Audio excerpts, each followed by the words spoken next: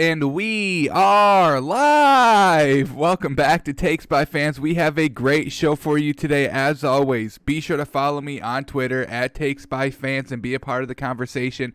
And come watch live daily, noon Eastern, twitch.tv/Takes by Fans, or go to our official website at takesbyfans.com.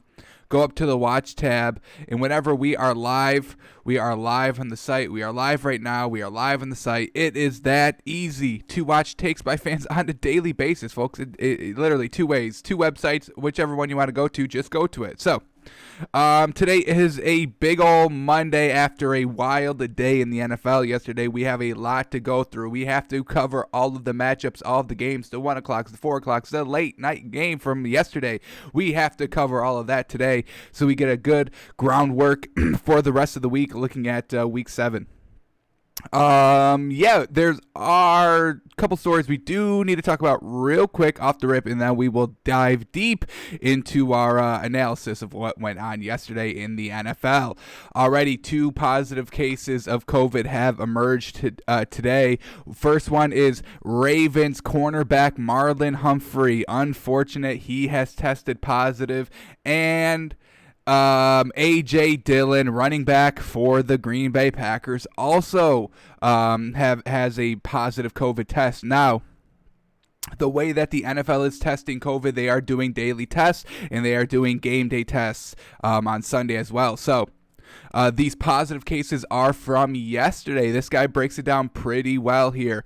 Let's see. Right here. The testing cadence, everyone tests on Sunday morning, game day, but they don't get the results until late Sunday or early Monday. So realistically, we're looking about a day behind all these tests. So if you get tested on Monday, the results on Tuesday are from that Monday test. If your tests come back positive on Friday, that means you took a test usually on Thursday morning. So usually these tests are a day behind. So A.J. Dillon and Marlon Humphrey both played yesterday's games potentially with COVID. I mean, their tests that they had early that morning. So the fact that Marlon Humphreys and A.J. Dillon both played could probably have exposed some people. Now, this guy also goes to say that through 8 weeks in the NFL and its medical experts have found that that there was no evidence of on-the-field transmission. So nobody gave it to somebody in a game. The Steelers and Titans, when that whole thing went on, Steelers were all good. They didn't catch anything from the Titans players. So, I mean, realistically, we're looking at pretty decent information here. Yes, it sucks that these 2 players did contract COVID and do have it. So yes, that obviously does suck.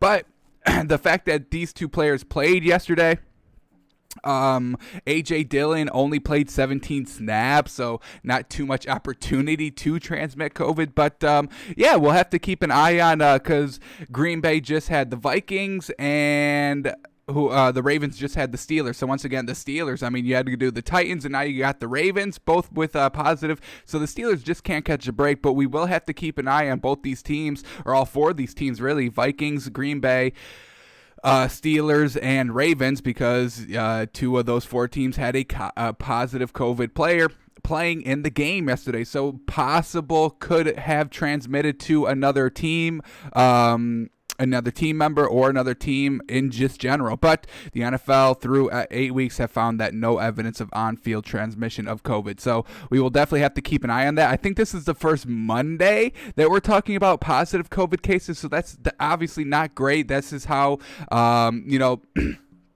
it spread so quickly in baseball because, teams that were facing each other, it spread, and that's why they had to cancel some, series of games where, in baseball, teams will face each other like 5 straight times in a row. So they had to cancel some of those series when baseball was going on. So hopefully this doesn't derail football too much, but we're going to have to wait a couple days for more significant information to really kind of appear, and we're going to have to wait like up to 2 weeks for a potential a spread of the coronavirus. Maybe 2 weeks down the road a Steelers player has it, and we're going to have to trace it back to possibly this game. So we will keep an eye on all this COVID information like we do. But that's really it. That's all the kind of stories to really talk about. So let's get right into this week's matchups of games. Carolina, Atlanta, that was the Thursday night football game to kick off the week. We already broke that down. So let's go into our first Sunday game of the day. We'll go here first. Patriots and Bills. All right. Where the heck do we go with this one? Two struggling quarterbacks that both needed to have a pretty good game to kind of win over their fans back, to win over the media and everybody else. So both these quarterbacks had to perform very well. And who performed very well? Well, it wasn't Cam Newton, because we all know that he fumbled on the last play of the game. And we also know that it wasn't Josh Allen, because he didn't throw any touchdowns either, and he had an interception. So both quarterbacks that needed to play well did not. Unfortunate. There was really a couple of really just not good performances by quarterbacks just in general this week. All right, but here we go. Cam Newton, we'll start with him. 15 of 25 for 174 yards, no touchdowns, no picks, but he cost the game here. We'll go down to this drive chart. Patriots are tied up 21-21, but then they let the Bills go down on a 5-minute 30-second drive, and they score a field goal. So now Cam Newton, he's got how much time left? He's got 4 big minutes left on the clock to go down and answer with a field goal, or just go and score a touchdown and win the game. So he's driving. 37 seconds left. They're on Buffalo's 19. They are guaranteed at least a decent 95% going in field goal attempt from short distance to tie the game for overtime, but Cam Newton just tries to do too much. He rushes off the left side and he fumbles, and Buffalo recovers, and Buffalo's able to hold on for a 24-21 pretty close game win. So well done to the Bills, but Josh Allen and Cam Newton both performed very poorly. For the Patriots, they just have really no weapons. I mean, look at this wide receiver core, folks. Jakobi Meyers, Damiere Byrd, James White, Ryan Izzo. I mean, folks, these are not wide receivers. These are just random names. Random first name paired with a random last name, folks. These are not wide receivers. These are not weapons. So Cam Newton was definitely struggling. Jakobi Meyers, leading receiver with only 58 yards. I mean, just nothing. I mean, they carried the ball 16 times with Damian Harris, and he had pretty good success here. 16 carries for 102 yards, average almost 6.5 yards a carry, plus he got a touchdown. Oh, and Cam Newton also rushed for a touchdown, so the Bills really just cannot stop the rush. We had Damian Harris with 102 yards. Cam Newton ran for 54 yards, and Rex Burkhead, their backup, he got in the action as well with 26 yards. So, I mean, he averaged 4 yards a carry as well, so the Bills really just cannot stop the run the entire game, and that's what New England was just trying to do. Only threw it 25 times, not over a ton. Ran it 9 times with Cam Newton. That's what we know about this Patriots offense. It's Cam with the misdirection. It's Cam on the read option. It's all of that, because Cam's the guy. Everybody else is either injured or just not even a good player. Jakobi Meyers is the number 1 wide receiver. Why? All right, let's go to the Bills now. Also, the Bills, we could talk about this right now. Josh Allen, we'll start with him, 11 of 18, so they didn't throw it that much either, just trying to run the ball they did, and they did it pretty well. Devin Singletary with 86 yards on 14 carries. Zach Moss with 81 yards on 14 carries, so they split the duties kind of evenly, and it worked out perfectly. I mean, you're rushing for 86 yards and 81 yards respectively between Devin Singletary and Zach Moss. Absolutely fantastic. Plus, it attributed 2 touchdowns, not mentioning the one that Josh Allen ran the ball 10 times for 23 yards and a touchdown. So it was just a rushing game. Defenses were shutting down the pass. They were shutting down Josh Allen. They were shutting down Cam Newton. Both defenses were not going to get beaten by the air attack, so they had to do it on the ground, and both teams had great success on the ground. But when it comes to passing, Josh Allen, he did turn the ball over. Interception, Josh Allen. We know this. We knew Bill Belichick would kind of put Josh Allen in check. 11 of 18 for 154 yards, no touchdowns and a pick. I mean, Bill Belichick really just schemed Josh Allen out of the game. He took Josh Allen out of the game. He was a non-factor, 154 yards, even hurt the team even more than he helped because he threw an interception with no touchdowns. Fortunately for the Bills, that their defense stepped up big late and forced the fumble, so well done there. Josh Allen's interception does lead to 3 points for the Patriots, so well done for the Patriots on cashing in on the turnover. They had a pretty decently short field, kind of right at midfield at the 49-yard line, and Cam Newton was able to kind of just put them in position. Drive does stall a little bit. They got to the Buffalo's 15 on 3rd and 1, but they decided to kick the field goal, time running out in the first half.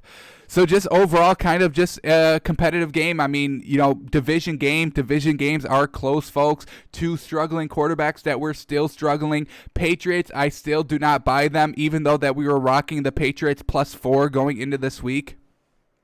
You know, was it? What do we have it? Yeah, Patriots +4. That's what we had. Yeah, Patriots +4. So that would have hit. Bingo, bango. Our picks are good again.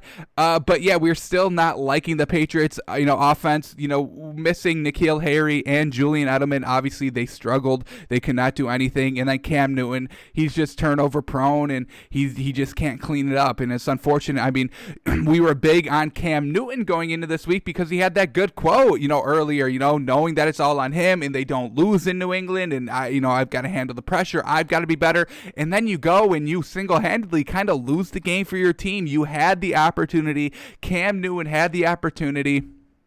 I'm sure everybody's seen it. We'll probably break it down on Wednesday when we look at it. But, 37 seconds left on Buffalo's 19. You have a chance to, go into overtime. So all you're thinking to yourself is just do not turn the ball over. Don't throw an interception and don't fumble. And then he fumbles with 37 seconds left. So we officially have to sell 100% the New England Patriots. We don't care what Cam Newton says anymore because he's not following his own advice. Game in your hands and you fumble it away. That's all on you, man. Obviously, Bill Belichick didn't give you, good coaching momentum, saying, hey, you got to win now. Josh McDaniels couldn't stop you from fumbling in this scenario. So Cam Newton, we officially have to 100% be off of him, and it is truly unfortunate. Josh Allen, the same thing. He didn't have a great day either. This is 3 straight kind of bad games for Josh Allen. Remember his MVP caliber kind of start to the season, 5-0, looking good, really not turning the ball over. Besides week 1, we kind of had to throw out the window and not really look at because he did fumble the ball twice then. But Josh Allen still not good for the Bills, and now I'm thinking maybe the Dolphins are the best team in the AFC East. Possibly. The Bills are not looking too confident here, and Josh Allen's not playing very well. So that's New England Bills, both quarterbacks just kind of disappointing their teams. Cam Newton disappointing his team just a little bit more than Josh Allen disappointed his team. All right, let's move on to Titans and Bengals. And, I said on my show yesterday, our final thoughts show on Sunday leading up 12 to 1 o'clock. I thought the Titans would kind of come off flat. They've had probably the toughest 3, 4, 5 week stretch of anybody in the league, coming off of all those COVID diagnoses, 20 plus players and, coaching staff, and then just getting beaten up in the media. They had they were the only team that had to kind of push back games for, more than a couple of days. So Titans had all that going on, and then they had to go and face the rising Bills, who were, 4-0, 5-0 at that point. And then they had the Texans, who were scoring, more points than they ever had. And then they had to face the Steelers. And now, after all that's over, they're on the road against kind of a subpar team. And I thought the Titans may kind of let their foot off the gas just a little bit. And they only put up 20 and they give up 31. The reason why the Bengals have been just putting up so many points recently is just look how many times they asked Joe Burrow to throw the ball. We're talking about 37. We're talking about 42. We're talking about 50 times, folks. So Joe Burrow, Cincinnati, high-powered offense, not running out the clock a lot. a lot of incompletion, stop the clock, throwing toward the sideline, out of bounds, stops the clock. So that's why they're able to kind of put up 30 plus points in every single game they play, just because, the overall game, the game clock is not winding down because they're throwing it so many times. Incompletions, out of bounds, all stop clocks. So that's what the Bengals got going on. They're just like, hey, Joe Burrow, just throw it 40 times a game, and hopefully we score more than the Titans do, and they did this time.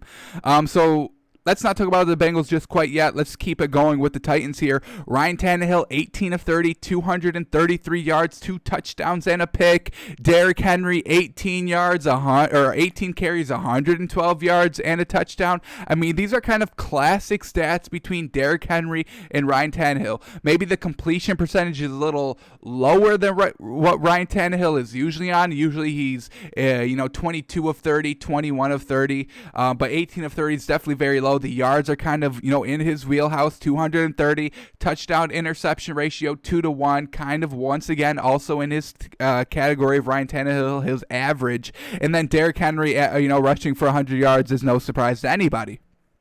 So just what happened? The interception came early from Ryan Tannehill, didn't really affect the game too much. Cincinnati could not cash in on that. Plus, they were only down 0-3 going into that interception. So once again, it's not like, Bengals came out and scored a touchdown on their first drive.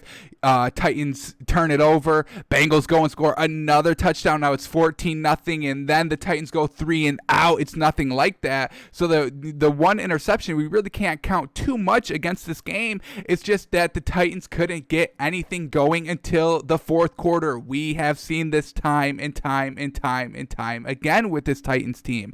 We saw it the first time against the Texans when, they came back from behind and won in the fourth quarter. Then we saw it last week with the Steelers. I mean, they just could not do anything that first half, started to get some turnovers in the third quarter, leading to some good points, good short fields, and they took advantage and had a chance to win it in the fourth quarter. But then again, this week, the third straight week, they just could not get anything until the fourth quarter where Ryan Tannehill throws 2 touchdowns. So this Titans team is a little weary for me. They kind of late starts, kind of the same thing with the Chiefs that we're seeing with them. Some multiple games going in the fourth quarter when they're down and they haven't really done anything too much offensively until the fourth quarter. So that's why we started to drop the Titans a little bit lower in our power rankings starting from last week, because we're seeing this trend of not getting going into the fourth quarter.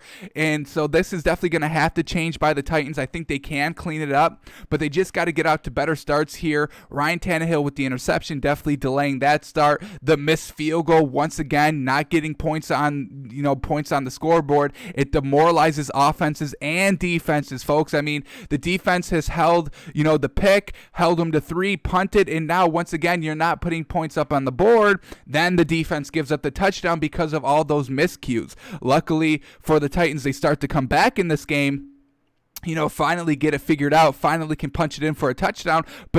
But by that time, it's already halftime, because the Bengals have been putting together these long drives. Look at this 5-minute drive touchdown, another 5-minute drive touchdown. Those eat up the clock, and any momentum that the Titans just built up going into halftime, it's just gone now, because you're stale for 15 minutes while you're in that locker room trying to game plan for the second half. So, I mean, and we see that exactly with the Titans. They come out and punt it 2 straight times in the second half, even after scoring a touchdown on their last drive. But that momentum, it kills it, unfortunately. So that's kind of what we're dealing with the Titans. Kind of a little bit of a rough patch. Hopefully they can kind of get out of it. Not great that they lost against the Bengals, but this could potentially wake them up just a little bit. Hey, we got to get going a little bit earlier in these games. We cannot play from behind. That's not our play style. Our play style is running the ball, power football, Ryan Tannehill moving us down the field, kind of intermediately, nothing too big over the middle or just deep. And he can do that, but it's not his specialty. It's not Tannehill's specialty. It's the rollout. It's the dink and dunk. It's just a pure accuracy of Ryan Tannehill. Got to clean it up a little bit just overall with the Titans. But, let's go to the Bengals real quickly. Joe Burrow having, a pretty good rookie campaign, no doubt. 26 of 37, 249 yards, 2 touchdowns, no picks. They fumbled, but they didn't lose it, so well done, and it wasn't Joe Burrow. The running game is just trying to get going without, Joe Mixon, so we got Giovanni Bernard here, 62 yards on 15 rushes, and then you got Samaje Perine, 10 carries, 32 yards. So they were just trying to get that running game going. It wasn't too overly efficient. It was just kind of average. 4 yards averaging a carry for Bernard, 3 yards for Perine. Very, very right near that average mark of 3 yards a carry. So the run was just kind of average. The passing attack was very heavy with 37 attempts, but just overall, well done to the Bengals, just winning games. Their second win of the season, so well done. Joe Burrow getting, great experience here, year one. Well done. All right, let's move on to the Raiders in Cleveland, and I'm so glad that the Browns lost because a lot of people were trying to buy Cleveland this week. We talked about it on our show. You got to watch every day, folks. We talk, we talk every day here.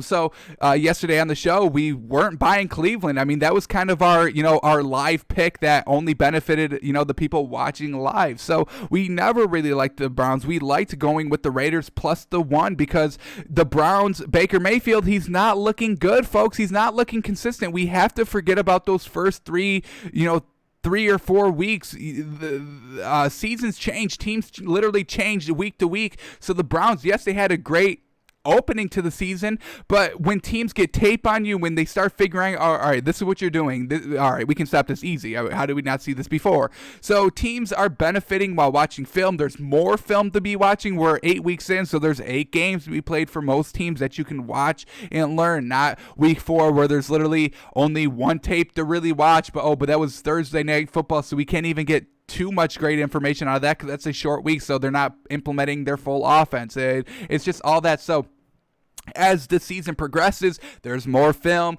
Teams start to figure out, all right, what you guys are doing, we can stop that, and then you struggle with the run, so we'll try to, beat us with the run. If you're so bad at it, we're going to let you do that. We're going to let you do that because we're taking away the pass. So they're just figuring out ways to stop this Cleveland Browns team. Remember, it was all kind of trick plays early on in the season for the Browns, and you can only scheme that way so much. Kevin Stefanski is learning what Matt Nagy kind of learned last season. You can only scheme for your quarterback so much. Teams will figure it out. Teams will stop it. Teams won't fall for it anymore. And that's what we're seeing from the Browns here. This Raiders defense just shut it down. We'll start here with Baker Mayfield. 12 of 25, right under 50%, absolutely atrocious, 100%, with only 122 yards, no touchdowns, no picks. What are you doing? You're not even game managing. You're just being there, taking up space, not helping the team. Kareem Hunt is doing absolutely fantastic. We knew without Nick Chubb that this rushing attack for Cleveland would really not even take that big of a step back. Kareem Hunt getting it done. 14 carries, 66 yards. I can get behind that. The man is fast, so well done there.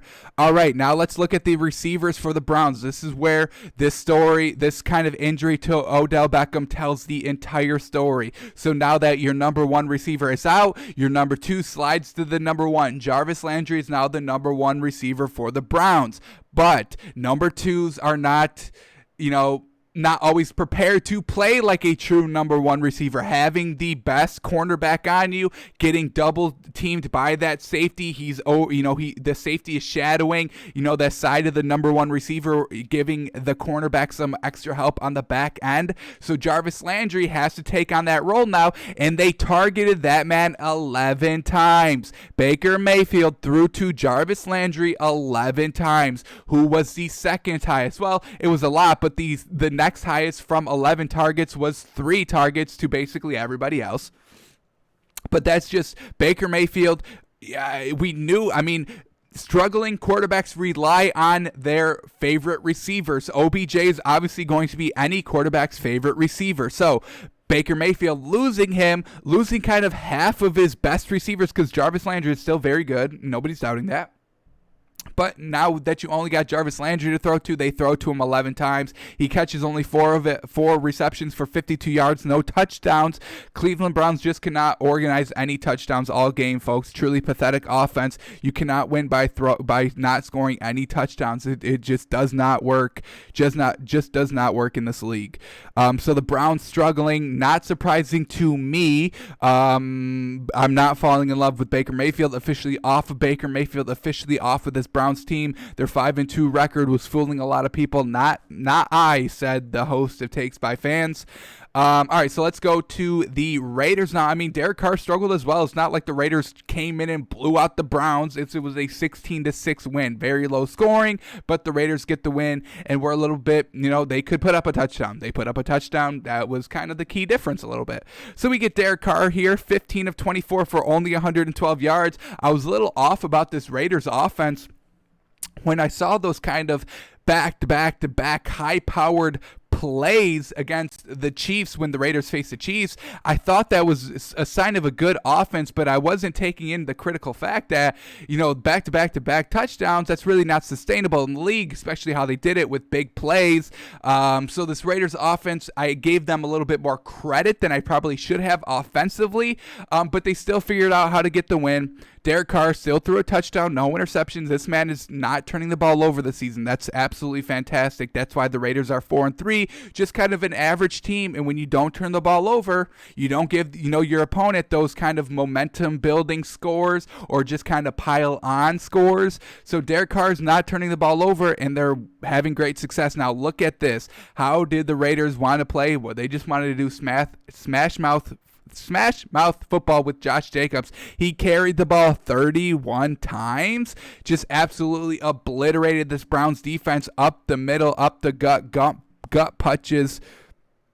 128 yards. He averaged only 4 yards a carry. That's how many times this man ran. 31 is truly impressive. That's kind of Derek Henry's number right there. And 31 carries for 128 yards. Absolutely. So Josh Jacobs, that was their game plan for the Raiders. Just run the ball and run it again.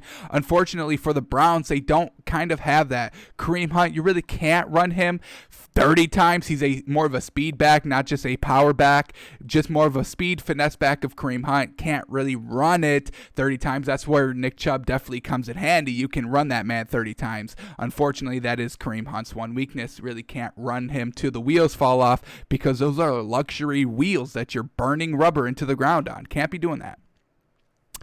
Just look at these receivers. Nothing big. Their leading receiver was Darren Waller, their tight end, for 28 yards. Hunter Renfrow, 26 yards and a touchdown, though, so well done. Jason Witten, another tight end, being in your top 3 receivers for only 21 yards. So they just struggled. So well done to the Browns defense for shutting down the passing game. But, your passing game got shut down too, and the Raiders running game was better than the Browns running game. So probably should have came up with a better game plan there. Unfortunately, the Browns score 6 points, and I think this is going to be kind of a sneak preview of the offense that the Browns are going to kind of put out as a product on the field from this week out. No OBJ. It's going to hurt Baker Mayfield more than anybody really anticipated, I feel, except I called it. We'll take the credit for that. But Browns just not good. Sell this 5-3 team. Sell them. I would start buying a little bit into the Raiders kind of stock a little bit, not too much, but I am liking how the Raiders are winning. They're winning different ways. Winning 16-6, winning 40-32 against the Chiefs. They do know how to win. They can win multiple ways, where some teams are kind of just stuck to one way winning. We need the quarterback to go and throw 4 touchdowns. That's what we need to do. That's what we have to do to win the game. Some teams do have that. The Raiders, they can kind of score different ways. Either, power running with Josh Jacobs, an absolute great runner, or Derek Carr can, he can sling 4 touchdowns, no picks when he needs to, definitely. Already Colts and Lions. In this one, we had in our moneymaker picks, Colts -3, and they absolutely blow out the Lions here. Loved the Colts here in this game, and they proved it. I mean, Phillip Rivers had a pretty good game, but this is what we know. So yes, I'm going to be saying a lot of good thing about the Colts, but they faced the Lions, so I'm not buying into the Colts. Do not mistake this for me rebuying into the Colts. I'm 100% off the Colts. I have my reasons. We've seen the reasons. They got blown out by, not really blown out, but they lost to Cleveland, and Phillip Rivers has, expressed throwing interceptions multiple times in some kind of key moments in big games. So we are 100% still off the Colts, but we knew that they would be good in this game coming off the bye. Phillip Rivers against kind of below average team, which the Lions are. Phillip Rivers is decent on the road against not great teams, and the Lions, I'm telling you, are truly not a great team. So let's get into stats now. Phillip Rivers, 23 of 33, 262 yards, 3 touchdowns, no picks. Absolutely fantastic. We know Phillip Rivers can play at this level, but we know that he can't consistently perform at this level. He gets bored or just, wants to sling it out a little bit more or whatever the heck happens to him, just to flip switches, and he's like, all right, I'll throw the interception now, the worst time when we're driving down the field. So he usually does that against, the big games, but the Lions is not a big game. So we digress a little bit. The rushing game actually had a pretty good day as well. So the passing game was pretty much on point with 262 yards. And the running game, Jordan Wilkins here, 89 yards for a touchdown. Absolutely. 4.5 yards per carry. Definitely all day I can get behind that. So well done there. Jonathan Taylor there, 11 carries for 22. Nothing great, but just, kind of a change up back, giving Wilkins, a little bit of rest.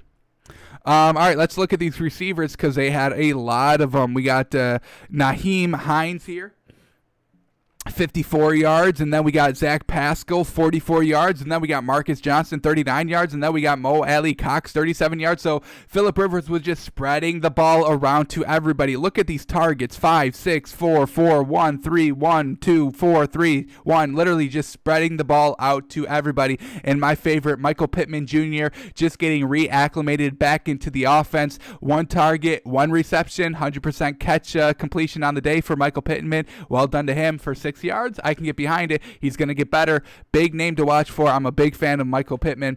Big fan of him. So he's getting into the mix a little bit. But, Colts kind of struggled a little bit early in the first quarter. Punt, blocked, punt, and they find themselves down 7-0. But they keep with it. Then they go up 7. Then they tie it 7-0 or 7-7. They go up 14-7. They go up 27. The Lions start to come back a little bit in the third quarter, making it a 20-14 game. A lot of punts, but then Phillip Rivers is back on his bullshit. Touchdown drive, a pick 6.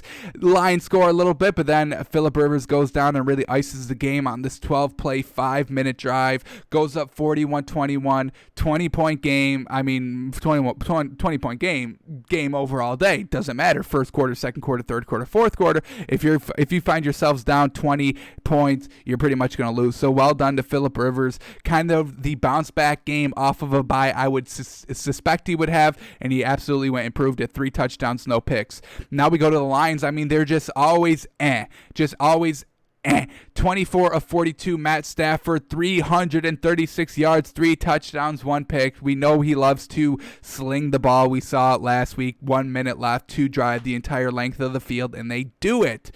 Just look at these receivers.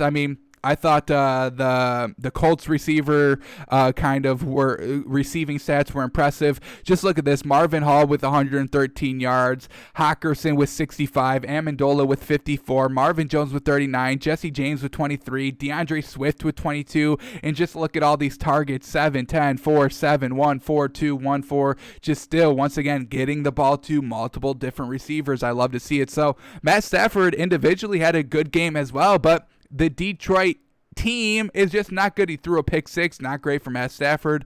That's a huge swing there just in points itself, potentially a 14-point swing. When you can go and score 7, but then you give the other team 7 just like that as well. So big swing there right at the worst time when you're kind of just trying to, it's 28-14. You're still down two touchdowns going into the fourth quarter. You really can't make any more mistakes up until this point, and then he throws a pick 6. That's when the game is officially over, 35-14. Even though that he comes back in a minute and still scores a touchdown, you kind of canceled out your mistake and still wasted that minute. So well done to kind of the Colts to go on that long drive at the end of the game to kind of ice it out.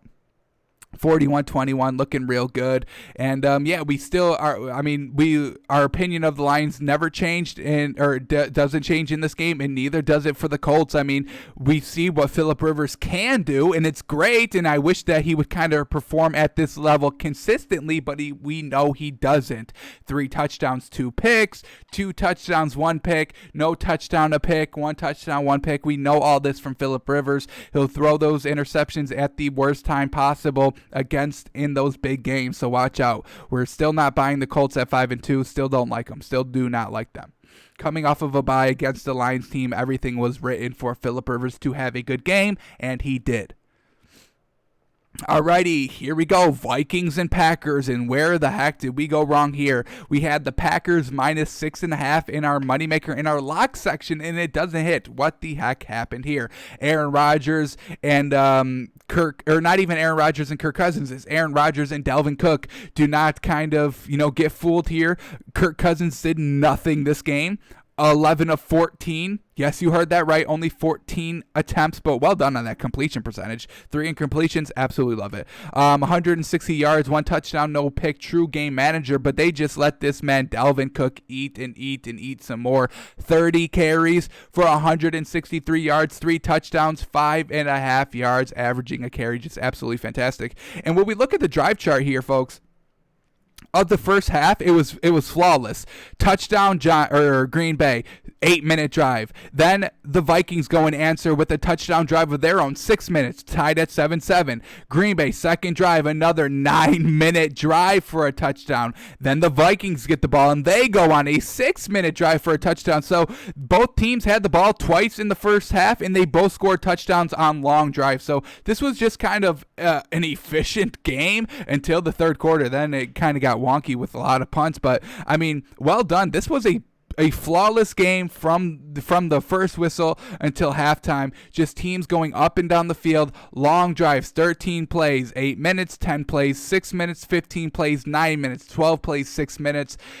It was just kind of absolutely insane. But it was just all Dalvin Cook for the Vikings, and really just all Aaron Rodgers in the first half, definitely for the Packers. Aaron Rodgers going 27 of 41 for 291 yards and 3 touchdowns. Now, where did this game just kind of change? Well, it came in the third quarter where the Vikings get the ball back, and they're continuing what they did in the first half. 10 plays, 5-minute drive for a touchdown. Now, that puts the pressure back on the Packers. Packers come out of halftime thinking, all right, if we can get the stop, then we can kind of take momentum and control of the game. But the defense can't get the stop. Kirk Cousins and Dalvin Cook, they continue to drive down the field and put up a touchdown in the same way they did it in the first half. Packers get to this point. They're down 7. They're 4th and 10 on Minnesota's 37. They don't want to be the first one for a field goal attempt, so they go for it on 4th and 10. Unfortunately, cannot get it. Unfortunate. I've got the play right here. We'll watch it just really quickly. We'll watch these turnovers on downs because this truly kind of wrecked the game for the Packers. They found themselves in 4th and long. They do not want to punt it. They did not want to settle for the field goal. Here we go. The first turnover on downs, 4th and 10. Aaron Rodgers, he goes not even Hail Mary. I mean, it's a decent ball to the end zone, but it's 4th and 10, and you go for, the cash out play. Not the smartest move. I can respect the move, definitely. And, the ball got to the receiver. He was able to get his hands on it, but, the defender also was able to play the ball as well. That's what happens when you roll out and you throw that deep ball into the end zone. I mean, the receivers are just going to be standing there. The defenders are just going to stand there. You took so much time, buying time with your legs. You throw it to the end zone. Not always going to be completed like that. So that's where the game kind of took their turn. The Packers did not want to blink in the face of what the Vikings were doing, and then the Vikings kind of, take control of, a decently short field. You start on your own 37 instead of your own 25. That's pretty much a free first down. So Vikings take advantage of that. Kirk Cousins goes deep, or not deep to Dalvin Cook, but makes Dalvin Cook work because Dalvin Cook was literally doing everything this game. 50-yard passing touchdown for Dalvin Cook. Well done. Or he caught it from Kirk Cousins, but you get the point. So Packers go down 28-14, and then we get another, once again, 4th down and 9 in Minnesota's 32. So let's look at this play. Once again, another turnover on downs for the Packers, trying to just keep up with the scoring of the Vikings in the second half that they just could not do. The Packers just could not keep it up, and you're at home and you have Aaron Rodgers, so how could you just not keep up? You find yourselves in down and distance, 4th and long. What happened here? Okay, so we missed it. We missed the play. Here we go. Let's back it up. I thought I clicked the right one. A lot of discrepancies here. Look like Aaron Rodgers wanted the flag, and they do get the flag. All right, here we go. Let's watch it. 4th and 9 on their own on Vikings 32. Want it. Aaron Rodgers back to pass. Tough one. We'll see a great angle here on the replay. Yeah, kind of turned him midair, it seemed like. Definitely affects them right before the ball can get there. So I like the flag, but they pick it up. They picked up the flag. I don't know if I agree with that call. And once again, another 4th down attempt, unfortunately unsuccessful for the Packers. If they get that, if they pick up that 1st down, or the flag is still, counted, they're able to kind of drive down here, maybe leave about 5 minutes left, down 7.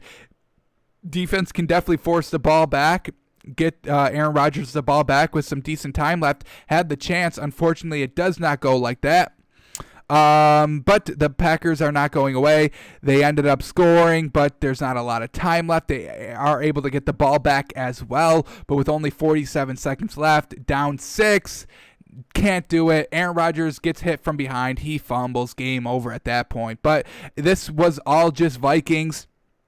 Once again, this game does not change my opinion on the Vikings. The one thing I liked about the Vikings, I've said it time and time again, is Dalvin Cook, and that's the only thing that worked. He was their leading rusher and leading receiver, folks. I mean, Adam Thielen had 27 yards, their number 1 receiver. So Kirk Cousins is definitely struggling still mightily, even coming out of the bye. Mike Zimmer wanted to not let this man touch the ball at all. That's how bad Kirk Cousins was doing during the bye. Mike Zimmer was like, let's install some more running plays. Let's do that. Let's have a good running attack coming out for Green Bay, because we know Kirk Cousins is not going to be able to keep up with Aaron Rodgers. So they only allow Kirk Cousins to throw 14 times. 3 of those 14 times are going to Dalvin Cook. And then, the 30 carries for Dalvin Cook alone. So the man, well over 200 yards, 63 yards receiving, 163 on the ground. Just very well done. Packers struggling here. Just Aaron Rodgers. I mean, just the fourth down and long, just going to convert it. Everything else up to that point was pretty good. The first quarter was good. Those drives were still pretty good. We're looking at 6 plays, 10 plays, 7 plays, 9 plays. So they were still moving the ball decently on those drives that just suddenly stalled. And it's just unfortunate. The Packers could not shut down the running game of the Vikings. I don't know if the Vikings punted. Yeah, they did punt. They punted a lot in the fourth quarter. Couldn't do anything in the fourth quarter, but they could do everything else in the first 3 quarters. So well done to the Vikings, able to get the win. The running game is still strong and alive in Minnesota. That's the one good thing about them. Don't fall in love with Kirk Cousins, please. Do not. Alrighty, Chiefs and Jets, and for a little bit it looked like the Jets were able to hang on. They get kind of their field goals, and they can't settle for touchdowns. They have to settle for field goals. Look at the difference here. Touchdown by the Chiefs, field goal by the Jets. Touchdown by the Chiefs, field goal by the Jets. I mean, that is truly the disparity between these two offenses. One settles for field goals while one gets touchdowns, and we get 21-9 going into halftime, and then the Jets just can't do anything. Look at all these 3-and-outs, folks. 3-and-out, 3-and-out, 3-and-out, 4 plays and a fumble. So truly just cannot 3-and-out, 3-and-out. So truly trash by this Jets offense. Cannot do anything in the second half. Look at all those 3-and-outs. One drive did not result in a 3-and-out, and that resulted in a 4-and-out with a turnover. So Jets just truly trash offensively. We know this. So let's go to the Chiefs offense. Not having, too much with the Jets defense. There's nothing great there, but Patrick Mahomes goes and throws five touchdowns for 416 yards. Travis Kelce, 109 yards receiving. Tyreek Hill, 98 yards receiving. 2 touchdowns as well. Mecole Hardman, 96 yards receiving. Touchdown. Demarcus Robinson, 63 yards receiving. Touchdown. Le'Veon Bell didn't have a big game. 7 yards, on the ground and 31 yards through the air. No touchdowns, but he was able to get the win. And isn't that just the ultimate satisfaction of coming, just beating your former team? Isn't that what it's all about? Not having a great game, just getting the win. We'll look at the Jets just quickly. What are we learning from them? Nothing. 18 of 30. Sam Darnold went for 133 yards. Dink and dunk. We know that because they didn't have Jamison Crowder, so we knew when you are missing your best receiver again, your offense is going to struggle again. Their leading receiver was Denzel Mims. Ever heard of him? I have not. Their second leading receiver was Braxton Berrios. Ever heard of him? I have not. Their third leading receiver was Jeff Smith, the most kind of basic name you can ever get. And have you still never heard of him? Because I never heard of him either. Vincent Smith, his brother, also never heard of him. Ty Johnson, LaMichael Parn, yes, I've heard of him because I look at the Jets a little bit. But still, just absolute trash by this Jets offense. Just truly trash. I don't think they turned it over. They did have one fumble, not the greatest. And the Chiefs weren't able to kind of put up any points, and they were still down 28-9 at that point. So just utter trash by the Jets, but that's something that we expect from this team, no? Are we wrong? Are we not expecting the 35-9 blowout? I mean, Vegas, their odds were telling us on Sunday, we looked at it, or on Friday, one day we looked at it, that the odds were better of Kansas City winning the game 33-0 than Jets losing, but still keeping it close by 6. Vegas favored the 33-point blowout than the 6-point kind of close game that the Jets could have possibly put up. So, I mean, we see it. 35-9 is closer to 33-0 than like 24-20, 24-18, 34-22, something like that. So 35-9, just Vegas predicted it, folks. They did it. Alrighty, the main game we've got to talk about today. All right, Rams and Dolphins, and I'm seeing a lot of Tua slander, and let's just talk about this game, folks. Let's just all take a deep breath in and relax about this game. Now, what happened? What was the big highlight? Yes, Tua's first game, his first star. He had to be absolutely perfect, correct? Wrong. Our defense from the Miami Dolphins just absolutely obliterated the Rams. Now, before we talk about anything Tua, let's talk about this game. What do we know about the Rams coming into this game? Their offense is a little rocky sometimes. They put up some good points. They don't put up some good points. They put up some good points again. They don't put up some good points again. So we're like, what is going on with this offense? And our defense knew what the heck was going on just really from the rip. So, all right. I don't know how I want to start this just because I am going to be defending Tua. Yes, I will be defending him because I think it's the right thing to do, not just because I'm a fan. I've seen Dolphins fans, the first turnover, I mean, literally Tua's first play was a fumble. Like, you couldn't get any more classic than that. And I saw all the Dolphins fans on Twitter running for the hills saying, why are we starting? Putting Ryan Fitzpatrick back in, blah-diddy, right? Nobody gave this man any chances. Everybody wants to see this man fail. We all know this. So the Rams were able to kind of score a touchdown off of that fumble. Well done. I mean, we gave it to them on our own 15-yard line, and they take advantage. But that was the last success they had offensively for the day because our defense came up huge and bigger than ever before. We pick off Jared Goff, and then Tua goes down 33 yards, and he finishes it. Well done. The main thing that worked for Tua, not his just stats. I mean, all right, let's start talking about it. We'll start talking about Tua. All right. No, I still want to talk about this Dolphins defense because this Dolphins defense was the main reason why we won the game. We all know this. defense causing so many turnovers. Tua, working with the short field, was able to kind of score on the touchdown, so very well done. That's huge, huge, huge. He actually made the touchdown pass. Absolutely brilliant. We will look at that. We are actually going to look at the touchdown pass today. We are going to look at that. And then we fumble again, but the Rams fumble right back, and we actually take it to the house. And then we take a punt to the house, and now we're up 21-7, and our defense is still rolling. Our offense still can't do anything really, but our defense is just pounding this Jared Goff for the Rams. They fumble again. The Rams fumble again, and we take it one play later. We were able to get it down to the 1 yard line, just knock it in next play. We're up 28-7, and the Rams get a field goal right before halftime. Coming out of half, we could not do anything. The Rams could not do anything. Our defense was shutting it down the entire game. Rams get a touchdown in the fourth quarter, but they're still down and they still can't do anything. So Dolphins win it 28-17. Our defense just a force to be reckoned with in that first half, really in the second quarter. So many our defense scores us 14 points alone, and then they set up another kind of 14 for us as well. So defense really the main part of our win. And we have there's three facets of the game for a reason, folks.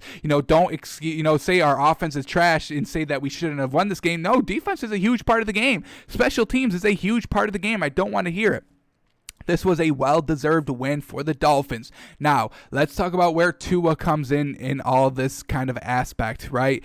Tua, 12 of 22 for 93 yards, touchdown, no pick, and he fumbled. Not great, right?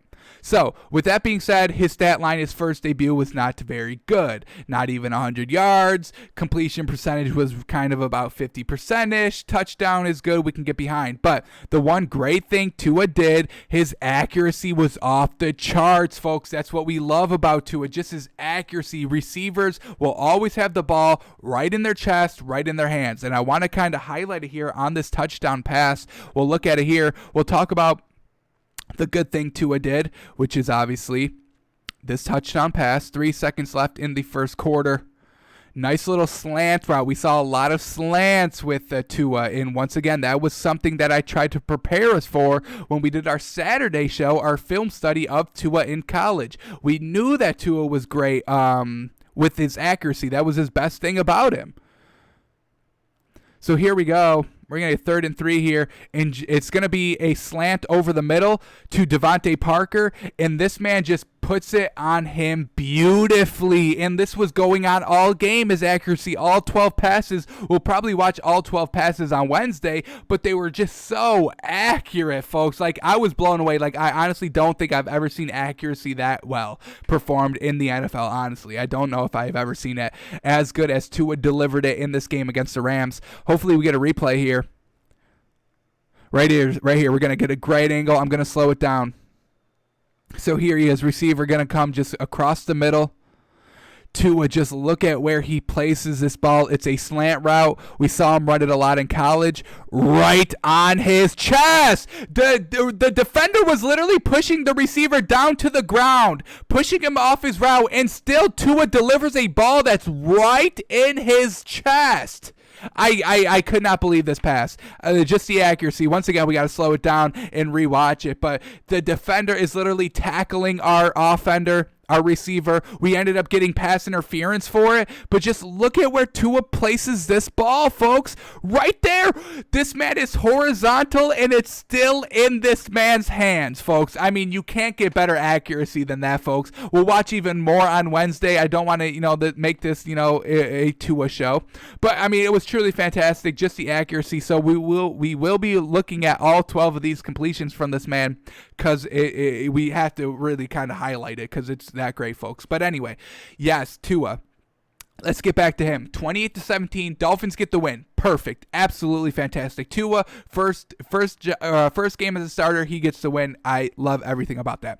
But, all right, when you game plan for a game, you don't think your defense is going to just kind of obliterate the opposing team. Kind of like what we did against the 49ers. We benched Jimmy Garoppolo and we got up big in that second quarter. Our defense was literally just dominating Jimmy Garoppolo. Multiple interceptions, multiple scores for our defense. So we already did that once. You really can't game plan for that. You might put you could really only game plan for maybe one turnover, maybe, but you don't expect your defense to cash in points for you. You don't expect your defense to score more points than you do offensively. You really do not expect that. Nobody coached game plans for that. So the fact that Tua's first series, he fumbles, goes against them. So now we have to kind of focus our game plan a little bit in the first quarter. Then Brian Flores, our defense just goes absolutely ridiculous in the first half. And now we find ourselves up 28-7. We find ourselves up 28-7. What is that going to do to our offense? We're just going to try to run the ball and eat up the clock because we're up. We are up. I don't think Brian Flores was game planning just for us to kind of be up and blowing out 28-7. 28-7, we're up at halftime, or in the second half, we're up 28-10 at half. But this was the worst case scenario for a win for Tua. Obviously, a win is better than any loss. I don't want to hear it. A loss is never better than a win, ever, ever, ever, ever, ever. A win is always better than a loss. The ugliest win is always better than the prettiest loss every single time. So, but this was the worst way for Tua to kind of be introduced in his first game. You got off to a bad start with the fumble. We're down 7-0, and then our defense goes over and takes over, and now we're up 28-7, and Tua's left all alone. He's like, what can I do? We're obviously not going to be throwing the ball down the field because we have a 21-point lead. We're not going to do that. We're going to be dinking and dunking. That's what Tua was doing. We couldn't sustain any drives because we didn't want to push it. We're working with a rookie quarterback, his first game, and we're up by 21 points. We're just trying to get our offense on the field and get out of this game unharmed, winning the game, not trying to do too much. That's what the Dolphins were just trying to do. They were not predicting this kind of dominant defense performance by the Dolphins. I mean, let's look at this Dolphins defense, folks. It was truly just wild. Fumbles, Gaskin, fumble recovery. Tua, he ended up losing. Oh no, this was losses. So Myles Gaskin, he lost a fumble. Tua Tagovailoa, he lost a fumble. But our defense, let's talk about this. Kyle Van Noy, defensive fumble recover. Emmanuel Ugba, forced fumble. Shaq Lawson, forced fumble. Andrew Van Ginkel, reception. He ended up recovering a fumble, brought it down to the 1 yard line. Interceptions, Eric Rowe, interception right there. Christian Wilkins, another interception. So, I mean, just our defense was all over this. And Jared Goff throws 2 interceptions, and then he also fumbled twice. So 4 turnovers by that man alone. He was just getting absolutely hammered, and our defense was absolutely fantastic. So just well done to the Dolphins defense. Tua, there's a lot of reports coming out. Adam Schefter's reporting that the Dolphins only started Tua because we were thinking about drafting another quarterback next season. We wanted to see what we had because we may be drafting a quarterback. So I'm just like, there's just so many slam pieces on Tua. This game did not go according to the game plan. I can guarantee you. That's why Tua's kind of first game didn't look like anything great. That's why he only threw for 93 yards. We ran it 18 times with Gaskin. We ran it 4 times with Matt Breida. That's 22 carries. So we threw the ball 22 times. We also rushed the ball 22 times. So we were splitting up the offense already. Then we were up by 21 points, 18 points, however you want to categorize it. But any offense is going to kind of just clam up during that situation. No doubt. We've seen it time and time again. We've seen Atlanta blow leads. Why do teams blow leads? Because they get up to a huge lead, and then they clam up, and then the other team can start to come back a little bit because you're trying not to overplay the ball offensively, and you're not trying to overplay the ball defensively either. So you're not pressing offensively, you're relaxing defensively. This was just kind of the worst case scenario for Tua, to get up big by their defense, and then the offense kind of struggles because they're like, we're up 21. What are we going to do? We're not going to do anything down the field. We are going to do dink and dunk. So we didn't see, Tua to Devontae Parker for 30 yards down the field. We didn't see that because they weren't running that because they were up 21 points, folks. do not fall out of love with Tua. He performed very well in his first game. When we look at the Dolphins on Wednesday, folks, you are going to fall in love with the accuracy. I can guarantee it.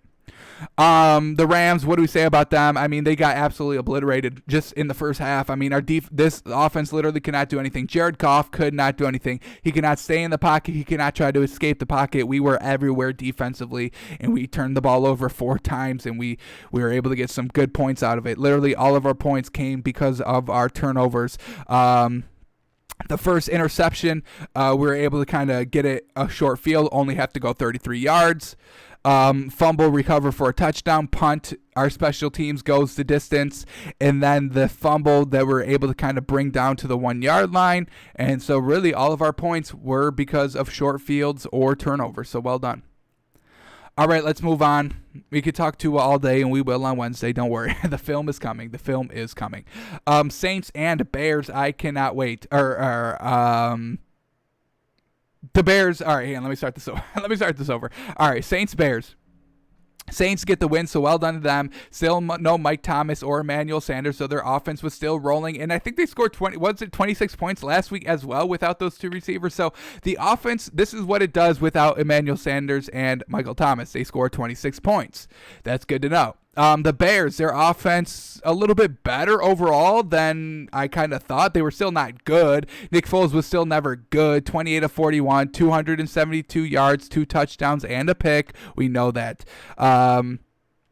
David Montgomery had a pretty decent day running the ball as well, 89 yards, basically 90 yards on 21 carries. So they did not abandon the run game. The Bears cannot really, they can't afford to abandon the run game because the pass game is just so bad. But yeah, the Bears just really could not do anything all game. They kind of got out to a 10-3 lead, 13-3. But then the Saints start to come back, and the Bears just cannot move the ball. I mean, we get 5 plays here, punt in the second half. The interception leads to 3 points by the Saints. The Saints win by 3 points. Nick Foles created the only turnover in the game. I don't think Drew Brees threw any interceptions, and I don't think anybody fumbled. No, they all fumbled, but they didn't lose them. So well done there. Jumping on all the loose balls. So the one turnover of the game came with Nick Foles' interception, and the Saints cashed in 3, and they win by 3. Coincidence? It's not, folks. Nick Foles, I mean, in a close game, if you're the one committing the sole turnover, you're pretty much going to be the reason why your team loses, and he was not the, or he was, the rule here. He was not the exception. So we get the Bears, second half drives, 5 plays, punt. We get the interception by Nick Foles, 3 and out. Turnover on downs, 5 plays. I mean, they were going for it on New Orleans' own 36, but they can't even convert 4th and 5. How unfortunate. But then they get a touchdown in the fourth quarter, so well done to them. But they're still down 23-20 at that point, and then they get a field goal to tie it up at the end of the game. So well done for there. But just look at this last drive. 12 plays for 1:38. We get a 2-yard pass, passed incomplete, 11-yard pass, 6-yard pass, run for no gain, 2-yard pass, 7-yard pass incomplete, 8-yard sack. Then he makes it up with a 15-yard pass play, and then they cash in for the field goal. So just all over the place on this drive, nothing big. They were just dinking and dunking their way down the field. A lot of incompletion strung together. Then they get the big play. Then they get the negative sack, but then they get another big play. So it was just nothing great offensively by Nick Foles or this Bears team. And then in overtime, I mean, you don't start with the ball. The Bears don't start with the ball, and they still get a chance to possess the ball. And what do they do with it? 6 plays, 8 yards? 6 plays, 8 yards. Disgusting. Absolutely. I mean, that was your only chance to kind of win the game in overtime, and that's what you do. 6 plays, 8 yards. I mean, the Saints touched the ball twice. The first time, 7 plays, 40-yard punt, and then the second time, 7 play, 52-yard field goal. So Saints definitely deserve to win. Their offense, even with their top 2 weapons missing, was still way better than what Nick Foles did. We see Drew Brees, 31 of 41, 280 yards, 2 touchdowns. A lot of dink and dunk, obviously. Alvin Kamara in this situation is obviously going to be the leading receiver with 96 yards and the leading rusher with 67. This is now their main target, Alvin Kamara. Also, who's their number 2 leading receiver? Jared Cook, their tight end. So yes, the Saints just taking it to their tight ends, to their running back, because obviously their 2 deep ball threats are out of the game. And look at this, Taysom Hill, he makes an appearance in the top 4 receiving weapons. So their top 4 receiving weapons are running back, tight end, and quarterback. How crazy, right? So just kind of a crazy day for the Saints again, but they're winning games. So well done to them, Sean Payton, Drew Brees, knowing what they have and working with the pieces that they have on Sunday, and they are able to win the game here 26-23. That's the difference between good quarterbacks and not good quarterbacks. That's the difference between Drew Brees and Nick Foles.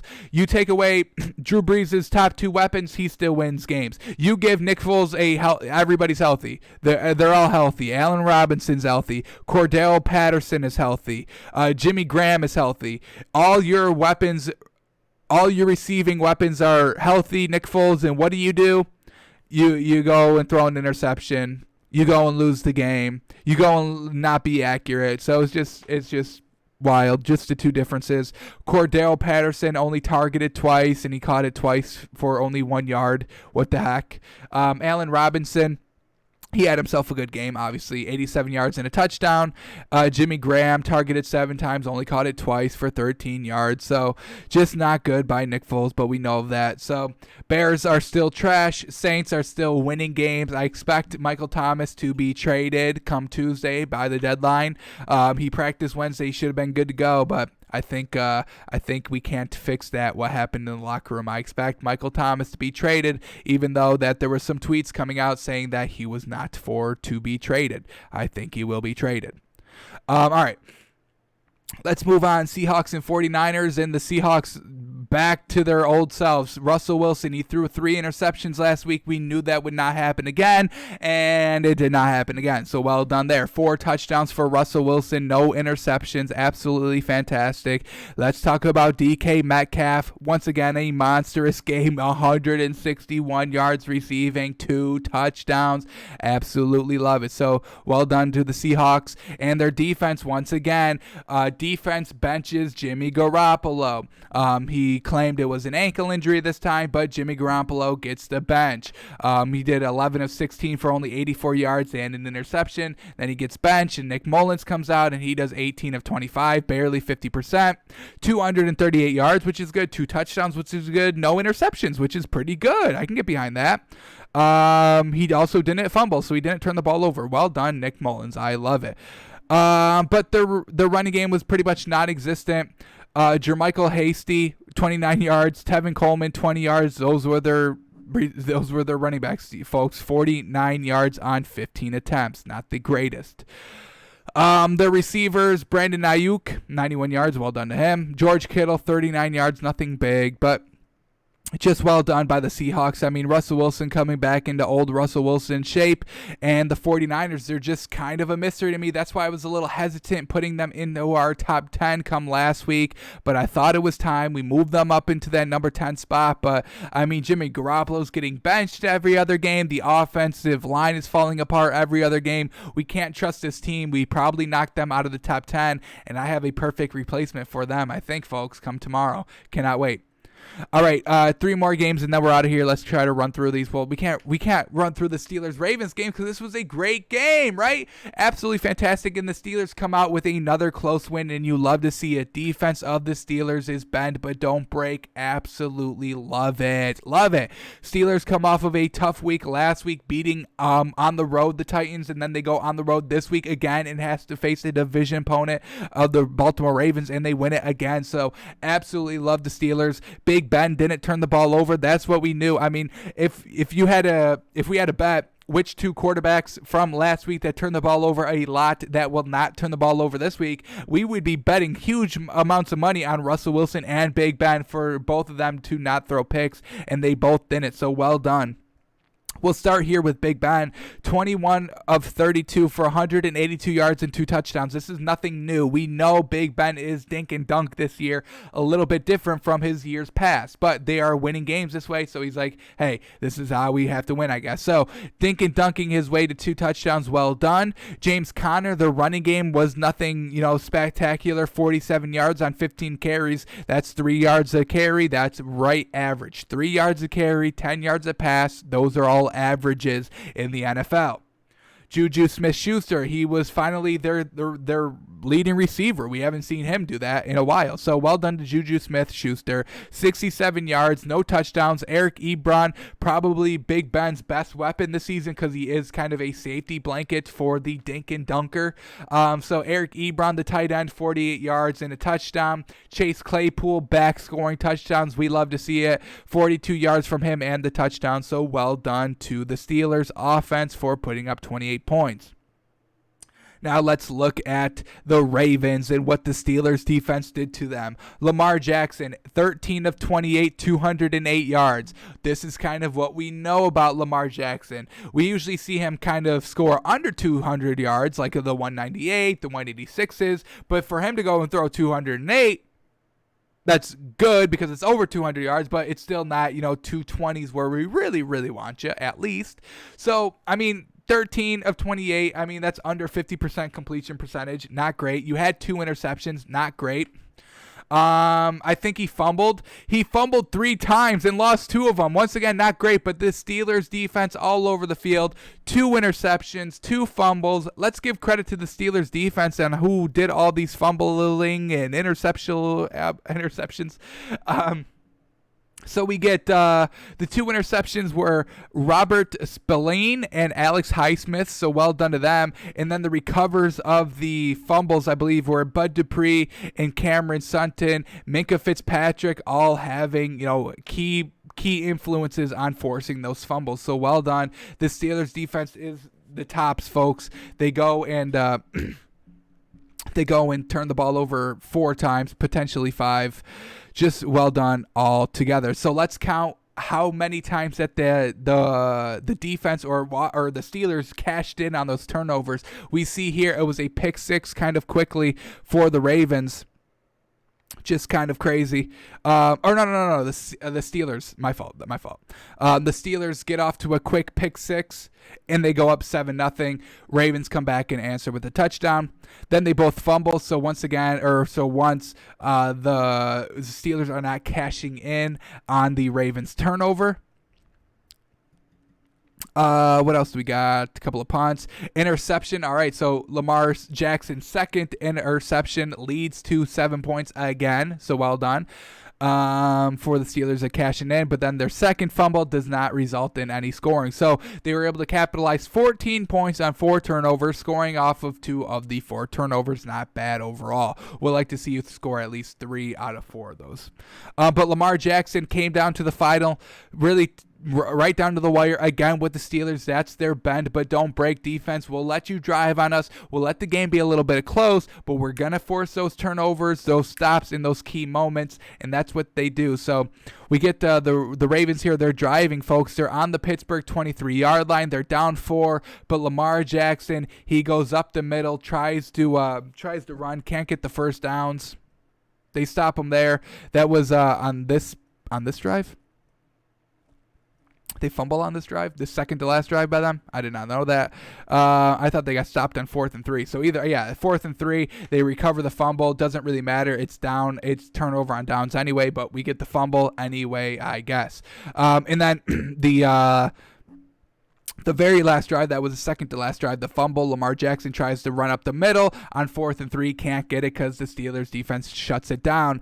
And then once again on 2nd and 10 on Pittsburgh 23, Lamar Jackson goes for the end zone, but the Steelers defense is there to stop it. So just well done. The Steelers, they're the best team in the league. They're the best defense in the league. And once again, Lamar Jackson, his legs gets him in a little bit of trouble. I'm trying to do too much on that second to last drive. We'll watch film on this game on Wednesday. We'll show what we're talking about when we look at Lamar Jackson and the Steelers defense of just shutting him down all game. So well done to the Steelers. Another tough victory, and they win it. They're 7-0.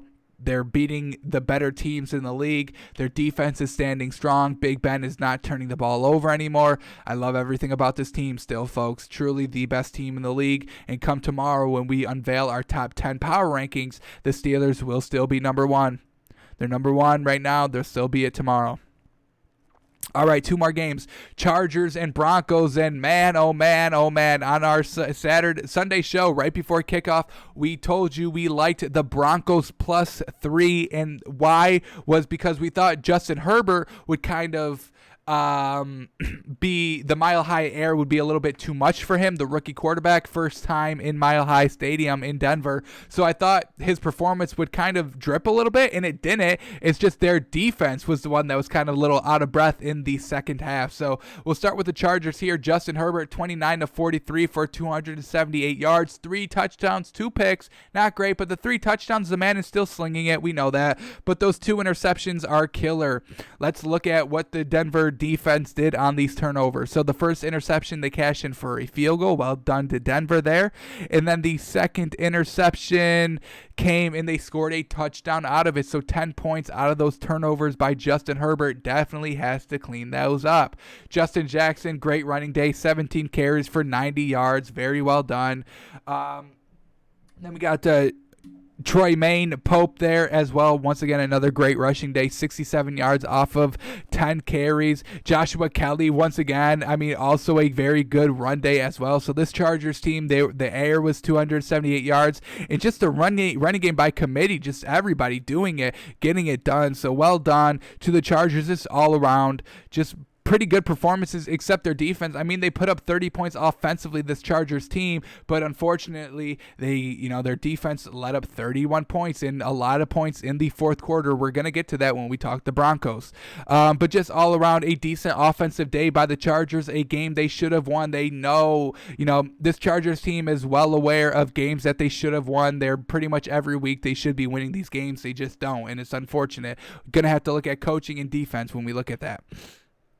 All right, then we go to the Broncos, and Drew Lock had himself a fourth quarter, 26-41, not the greatest, but he goes for 248 yards, 3 touchdowns, and only 1 pick. Once again, those turnovers in one-score games, they're killer, folks. They are killer. Phillip Lindsay back to his grind. 83 yards on only 6 carries. Melvin Gordon, decent as well, only 26 yards on 8 carries. But overall, the running back by committee got it done on short. They ran the ball 14 times and got to 100 yards. You love to see it.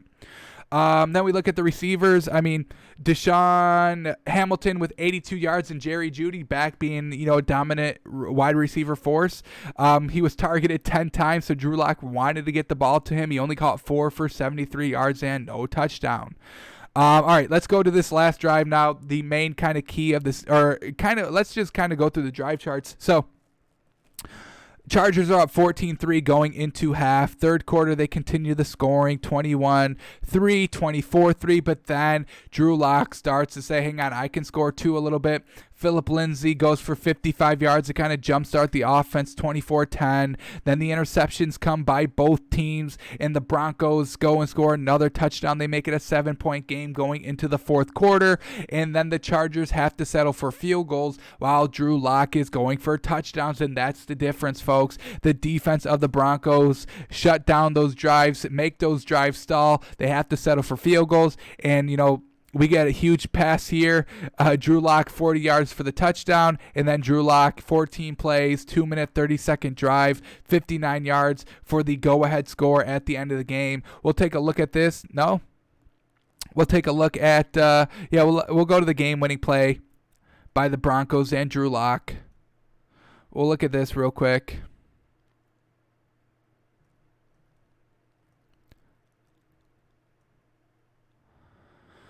Here we go. 1 second left. Broncos down 6. Drew Lock, roll out to the right, delivers a ball right down the line there on the sideline, and it's good. It's caught. He ended up getting his butt in bounds, and that's 2 feet in the league, folks. They make the extra point. Well done to the Broncos kicker, and the Broncos end up winning by 1. Just Drew Lock never giving up, playing to the end. You love to see it. a competitor in Drew Lock, and he gets a win for it. So well done, Drew Lock, back on track. The Broncos are back on track, and for some reason the Chargers are still not winning games, and it's just so funny to me. I mean, like, everybody's hating on Tua, but he got to win his first game. When we look at Justin Herbert, he's got 1 win. When we look at Joe Burrow, he's got 2 wins. So I mean, folks, these rookie quarterbacks are playing in bad teams and not able to get wins, and then Tua comes week 8. We start him. Our defense is doing everything great, but still they want to shit on the Dolphins and Tua. Tua's got, just as many wins as these other rookie quarterbacks have, and he's only played 1 game, folks. I mean, truly, this Dolphins team is good. This Dolphins team is good. And then that brings us to the Sunday night football game. Once again, on Saturday, we had a great show on Saturday. We called basically all these games right, and we looked at film on Ben DiNucci, the starting quarterback, the starting third-string quarterback of the Dallas Cowboys, and we did not love what we saw. We liked the Eagles minus 10.5. We took that on our Sunday show live, and that hit as well. So well done to us again. Got to come watch every day, folks. We spit new information out every day. But let's look at Ben DiNucci first. 21 of 40. I mean, that's exactly what we saw of him in college, 50%. And I'm not talking about when he went to James Madison in the FCS. I'm talking about FBS. If you want to be a starting quarterback in the league, be in the FBS, D1 college, NCAA championships we're competing for here, not FCS nonsense championship games we had. It was James Madison versus North Dakota State. Who are those programs? I've never heard of them. Identify yourself. So this is what we got at Ben DiNucci in college and what we actually wanted to look at. This is what we get. I mean, we said this on Sunday, folks. We said this in our countdown show. 55% completion in 2017. We know this man. He's just kind of average, maybe a little worse. No touchdowns, no picks, but only for 180 yards. He has weapons to go to. Michael Gallup, CeeDee Lamb, Amari Cooper, but they can't get the ball to him. That proves a bad quarterback, a bad arm, all of what we saw yesterday on our show. We know this man isn't good. Zeke, I mean, they try to run it with them. 19 carries for 63 yards. He averaged about 3 yards a carry. But in the league, that's just average. And that can definitely just kind of frustrate a drive. It's just not going anywhere. The passing game isn't doing anything. And because of it, they only score 9 points. Ben DiNucci also fumbled the ball twice. Not great. Very not good. So, yes, he didn't throw any interceptions, but he was still turning the ball over.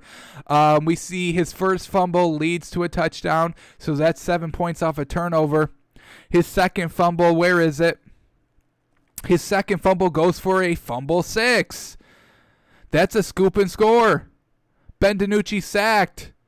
And then the Eagles go and get a safety. Not great. So, I mean, the defense of the Eagles putting up 14 huge points on those turnovers. I mean, that's exactly what this Eagles wants to do. I mean, when they're turning the ball over, we'll talk about Carson Wentz in just a second. He turned the ball over just as many times as Ben DiNucci did and more. So Ben DiNucci just trying to be a game manager here, couldn't do it. 9 points the Cowboys can only get. It's just this Cowboys offense is just truly atrocious. Even with Dak, I mean, they weren't winning games consistently with Dak. They weren't putting up points until literally the second half, the fourth quarter. So just the fact that people thought that Ben DiNucci would do what Dak Prescott couldn't do. It was just kind of nonsense. To watch the Cowboys offense with Andy Dalton, a seasoned veteran, and think that Ben DiNucci could kind of come in and make up for all of that is just laughable. We knew this Cowboys team was going to be trash, and they put up 9 points. But let's go to the Eagles, because this is also a bad look for the Eagles as well. Why? Because we've seen a lot of teams have success putting up a lot of points and yards on this Cowboys defense. We saw the Giants do it, and we saw Washington do it, but the Eagles really didn't. I mean, we said 14 points came off of basic, short field off of turnovers, or the scoop and score 6. So we have to kind of subtract 14 points away from this team, and then we get, what do we get? 14 minus 23, where we're looking at 9 points. So it's really 9-9. It's a tie. This game's really kind of comes down to a tie, in my opinion. Carson Wentz is still turning the ball over on a bad Dallas defense. Carson Wentz, 2 interceptions and 2 fumbles. What did Dallas do on these turnovers? Well, they took their first turnover and turned it over themselves. Their second fumble led to a field goal. All right, 3 points off of 1 turnover. Their first interception came a punt from Dallas, so not cashing in. Their second interception came off of a missed field goal, so the Dallas offense couldn't even take advantage of all these gifts Carson Wentz was giving him himself. Unbelievable. Truly unbelievable. Carson Wentz is pure trash. He's still trash. 15 of 27 for 123 yards. You only threw 123 yards on this Dallas defense. I don't care what you're working with weapons. What is Washington working with? What are the Giants working with? I mean, truly, you've got to be better than this, Eagles. I'm so sick of hearing about all the excuses, the injuries over the past 3 years. Every time, it's all the time. Find ways to be better. Get better. Next man up mentality. Eagles have to do it. I mean, this is still a bad win for the Eagles, folks. I mean, Carson Wentz turning the ball over 4 times. We know he does this, and the fact that he was doing this against probably the worst defense he's faced this season, not a silver lining, a huge red flag. We still don't like the Cowboys. We still don't like the Eagles, even though they faced each other. Both of these teams are still trash, folks, still truly trash. Boston Scott, he had a good game. I'll give him that. 15 carries for 70 yards. I can get behind that. So well done. But other than that, this team is so trash. Carson Wentz is not a good quarterback, folks. And we all knew Ben DiNucci would not do anything. So that's what we had yesterday in the NFL. Some good games, some final thoughts. Patriots, Bills, still off of both those teams. Both quarterbacks needed to be good, and they weren't. Titans, Bengals, we knew the Titans would kind of, have an off game, soon here. I thought it would kind of come against the Bengals, and it did. Kind of maybe a look-ahead opponent, and then, you get smacked 31-20. So unfortunate. Browns, selling them 100%. Raiders, I start to buy them a little bit. Colts, they're still trash. Lions, we've been known they're trash. Vikings, they caught heat because of Delvin Cook. We've always liked Delvin Cook. He'll go up on the cash list tomorrow, no doubt. Aaron Rodgers and this Packers team, I don't know, man. I want to like them, but every time, they should be competitive. They should have won this Vikings game. They shouldn't have looked as bad as they did against that Bucs team. I have some reservations on this Packers team. I just don't know what it is about it. Jets have always been trash. The fact that the Chiefs only won 35-0 is probably, or 35-9 is probably bad. Probably. Rams, Dolphins. Rams just got absolutely destroyed offensively, and Tua, his accuracy is looking good. Now we just have to, play a normal game where a game plan that we worked, on a bye week just can come to fruition. Let this man open it up a little bit. We've got some good weapons. Saints, Bears. Saints are looking good without their wide receiver weapons, and the Bears cannot score with everything they have. 49ers, they're just too much iffy for me. They're kind of like the Packers a little bit, in my opinion. Maybe the Packers are a little bit better, but I mean, this 49ers team just so kind of hit and miss. Benching Jimmy Garoppolo midway in games multiple times. Russell Wilson looking absolutely fantastic. Cowboys, Eagles are both trash. Steelers are beating good teams. I love to see it. Ravens are struggling still a little bit against good competition. Chargers, Broncos come back to win it. Chargers not winning games for some reason when possibly they have the best rookie quarterback in Justin Herbert. Don't know what's going on there. But that's what we've got for today. Tomorrow we will update our cash and trash list, who makes those lists, and then we will update our power rankings as well as talk about Monday Night Football that we have not talked about. We talked about it a little bit when we were looking. I did not want to go back. I wanted to refresh. So let's go back. We'll figure out the official line here of the Monday Night Football game. We've got the Bucs and Giants, and it's now Bucs minus 12.5, and I'm definitely good taking that. Bucs minus 12.5. You already know I think Tom Brady is going to make an MVP case, although I thought Aaron Rodgers would do that, and he didn't, but I'm going to go with Brady here. This Giants team, they don't have a running back as good as the Vikings do. Devontae Freeman is good, and I like him, but he's no Dalvin Cook. So I don't think we have to worry about the Giants rushing for over like 100 yards, and that's what beats Tom Brady. Like that's what beat Aaron Rodgers this week. I expect Tom Brady, primetime television, to go off. This Giants team, Josh Daniels, I do want to like him, but this Bucs defense, it beat up Aaron Rodgers, so I'm expecting it to beat up Daniel Jones. That's a lot. So we'll go minus 12.5 for the Bucs tonight. We'll break down that game tomorrow. We'll be back here live noon Eastern. So be sure to follow me on Twitter at at Takes by Fans. Be a part of the conversation. Come watch live daily. I'm talking daily, y'all. Monday, Tuesday, Wednesday, Thursday, Friday, Saturday, and Sunday. We are live here daily, noon Eastern, twitch.tv/Takes by Fans. It's in the name, folks. If you know Takes by Fans, you can find us literally anywhere. Facebook, Twitter. We do have an Instagram. We don't really post there. We probably should. Facebook, Instagram, Twitter. YouTube, Twitter, Twitch. I mean, those are the big three. Follow us there. Look at us there. So we'll be back tomorrow. Thanks for coming out. Thanks for watching. And we will be back tomorrow with our top 10, baby.